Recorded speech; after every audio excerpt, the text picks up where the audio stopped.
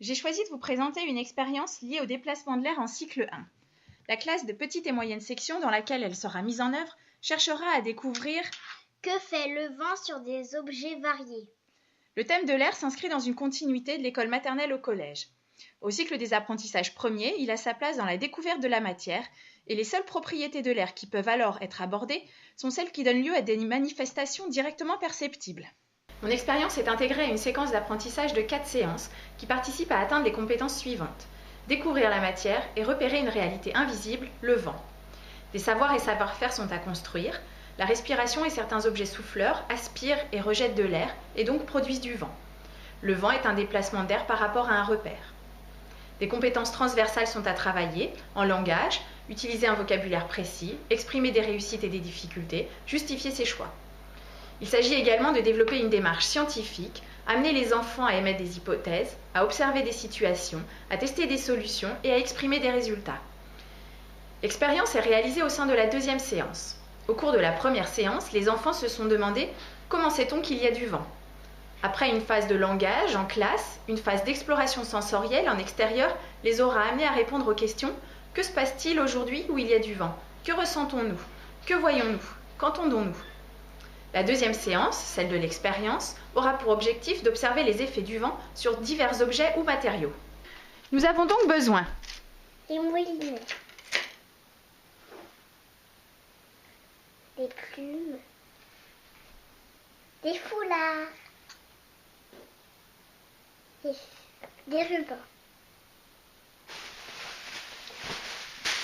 des sacs plastiques, des voitures. Et voilà. La première phase de découverte en classe va amener les enfants à émettre des hypothèses.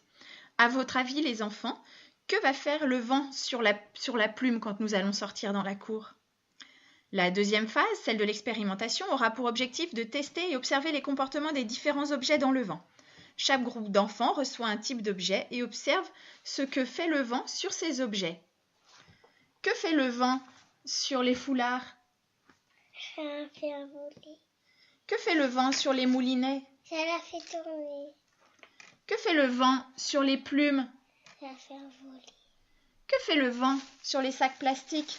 Ça les fait envoler. Gonfler. Que fait le vent sur les petites voitures ? Ça fait rien du tout. La troisième et dernière phase de la séance permettra aux enfants de verbaliser ce qu'ils ont observé et essayer de classer les effets du vent. Ça tourne, ça vole, ça se déplace, ça se gonfle, ça ne bouge pas. Les troisième et quatrième séances seront consacrées à d'autres expériences pour répondre à la question « Comment faire du vent en classe avec son corps et avec des objets ?» En fin de séquence, les acquis sont les suivants. Les élèves savent qu'ils peuvent provoquer des mouvements par déplacement de l'air, produits soit par le souffle, soit par des instruments souffleurs. Ils font la relation entre le mouvement des objets et le déplacement de l'air. Des prolongements seront possibles dans le domaine percevoir, sentir et créer avec la fabrication de moulinets, dans le domaine de agir et s'exprimer avec son corps, en dansant par exemple avec des foulards, et toujours dans la découverte du monde par la mise en place d'ateliers défis, par exemple comment transporter des objets légers d'un récipient à un autre, ou comment faire avancer des objets sur une table sans les toucher. Voilà, bonne expérimentation!